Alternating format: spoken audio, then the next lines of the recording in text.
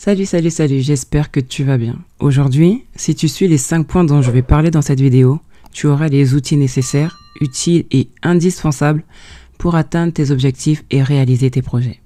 Le premier point est que tu dois changer la vision que tu as de toi-même. Si tu te vois comme étant une personne incapable, qui ne mérite pas telle position, dont tu dis que ce n'est que pour les autres, que tu ne peux pas, que tu n'y arriveras pas, que ça ne peut pas marcher pour toi, sache que tu as un grand besoin de changement de système de pensée. Sache aussi que tes ennemis sont très proches de toi. Tes pensées, tes mauvaises pensées sont tes ennemis. Ton langage négatif est ton ennemi. Tes convictions, tes superstitions, improductives, négatives, sont tes ennemis. Tu dois te rééduquer. Rééduquer tes pensées, rééduquer ton langage, revoir tes convictions et avoir une nouvelle réflexion. Arrête de te voir petit, arrête de te voir petite. Ou même la plus petite ou le plus petit, comme Gédéon. Parce que de ce qu'il voyait comme étant petit, des grandes choses en sont sorties. Tu ne te vois pas comme tu dois te voir. Tu ne vois pas ce que les autres voient, tu ne vois pas ce que Dieu voit en toi. Tu ne sais pas de quoi tu es capable tout simplement parce que tu t'ignores. Tu te vois comme un chat alors que tu es un tigre. Tu peux étendre tes limites mais tu gardes des barrières. Change la vision que tu as de toi-même. Pour progresser, tu dois apprendre à désapprendre. Désapprendre cette vaine manière de penser, cette vaine manière de parler, cette vaine manière d'agir qui te lève contre toi-même. Aie confiance en toi parce que personne n'aura confiance en toi à ta place. Tu dois croire en toi. Tu peux, tu vas, tu dois réussir. C'est tout, c'est comme ça et pas autrement. Si toutefois tu veux réussir. Le deuxième point est que tu dois être prêt ou être prête à avancer seul. Ta vision, ton appel ne seront pas compris par ceux et celles qui sont autour de toi. Sache-le. Certains de tes choix, certaines de tes décisions seront remises en question. Et tout le monde ne peut pas monter dans ta barque. Il faut faire de la place pour ce que tu as amassé sur ton chemin, sur ta route vers ta destinée. Et pour ça, tout le monde ne peut pas faire partie du voyage. Trop de personnes feront couler ta barque et si tu y es seul à ramer, tu vas t'épuiser. Considère la différence qu'il y a entre un jet privé et un 777. L'un peut prendre d'une personne à 14 personnes. L'autre peut prendre jusqu'à 550 personnes. Dis-toi que dans ton envol vers ta destinée, tu voles dans un jet privé. Prépare-toi à avancer seul, parce que c'est ton projet. Donc les gens ne vont pas se donner pour toi comme si c'était leur projet. Certains vont te soutenir, d'autres non. Donc prépare-toi à avancer seul.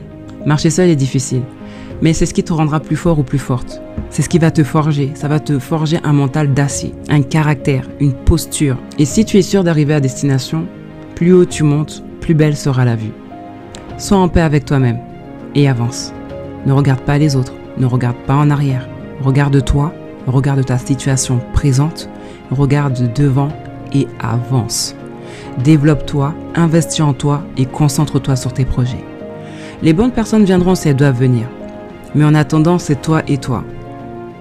Et en fait, ça sera toujours toi et toi. Si tu es forte seule, tu le seras encore plus si tu es entouré. Mais tout commence par toi avec toi. Le troisième point est que tu dois accepter que les gens te quittent. Soit que les gens te quittent, soit que tu les quittes. Mais dans tous les cas, il y aura des départs. On connaît tous ce proverbe qui dit « Seul on va plus vite, mais à deux on va plus loin ». Cependant, tout dépend de cette deuxième personne et de la destination à atteindre. Parce que des fois, on peut être à deux, on peut être à plusieurs, mais on va nulle part.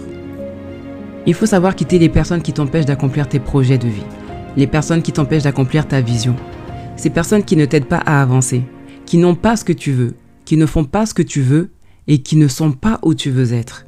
Je ne parle pas de rupture nette, mais de distance à mettre en place pour que tu puisses déployer tes ailes et accéder au niveau auquel tu prétends. Il y a deux personnes qui marchaient dans la même direction pendant un certain temps, faisant les choses d'un commun accord, jusqu'au jour où l'un des deux a ressenti le besoin de retourner à ce à quoi il avait tourné le dos.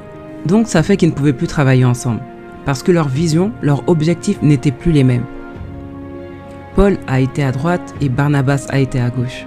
Quelle qu'ait leur ancienneté, il y a eu une rupture. Si des disciples ont arrêté de suivre Jésus parce qu'ils n'acceptaient pas ce qu'il leur disait, toi aussi on arrêtera d'être avec toi. Les gens partiront parce que ta vérité n'est pas la leur. Ta vision n'est pas la leur. Ta mission n'est pas la leur. Donc dis-toi que c'est pas grave si tu veux avancer. Le quatrième point est que tu dois t'autodiscipliner.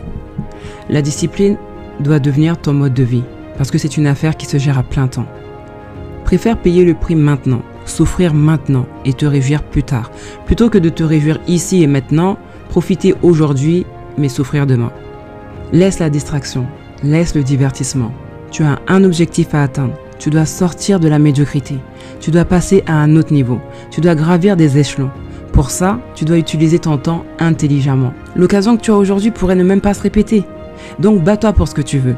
Fais mentir ceux qui ont dit que tu ne passerais pas, que tu ne réussirais pas, que tu resterais au même niveau. Toi aussi, tu as droit à la part du gâteau de la réussite, quel que soit le domaine de ta vie sur lequel tu travailles. Refuse de procrastiner. C'est bien de s'étaler sur le canapé, mais ce confort doit venir après l'effort. Fais les choses dans l'ordre. Si tu es tombé aujourd'hui, regarde ce qui t'a fait trébucher et demain fais attention. Une fois, c'est une erreur. 2 fois et plus, ça devient un choix. Trace ton chemin de ta journée la veille au soir. Planifie, ne laisse rien au hasard. Même tes moments de repos, programme-les. Tu n'es pas un robot. Même un robot, quand son moteur chauffe, il fait une pause.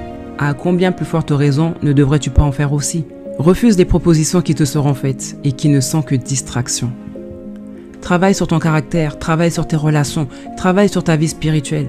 La discipline fera la différence. La discipline te rendra différent. La discipline te rendra différente. Atteindre tes objectifs demande des sacrifices. Demande que tu payes le prix. Demande que tu traites durement ton corps. Demande que tu domines sur les choses inutiles qui veulent te dominer, qui veulent t'influencer. Inspire-toi de ceux qui ont réussi.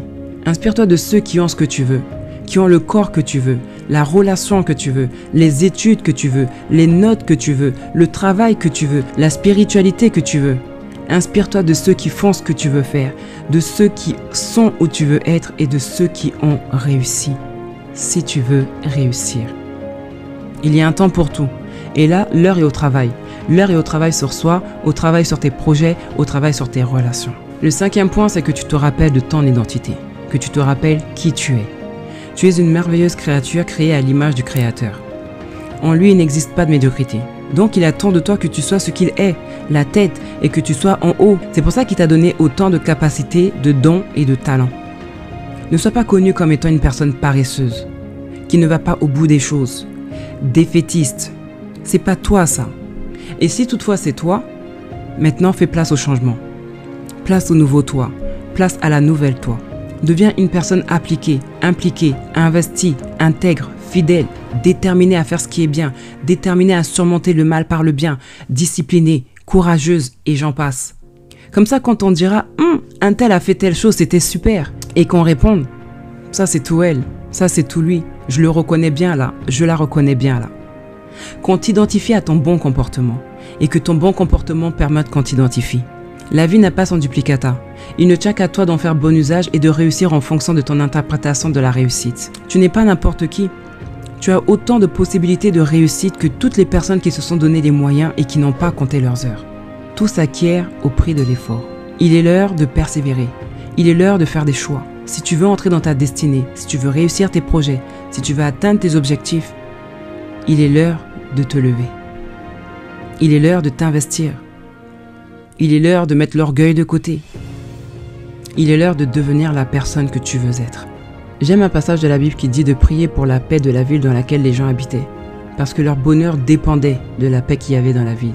Aujourd'hui, j'ai envie de te dire, prie et travaille pour la réussite, quel que soit le domaine que tu exploites, parce que ton bonheur et celui de ta famille en dépendent. Jérémie 27:9. Voilà, c'est tout pour moi. Je te laisse avec ça. Sur ce, bon courage. Mouah.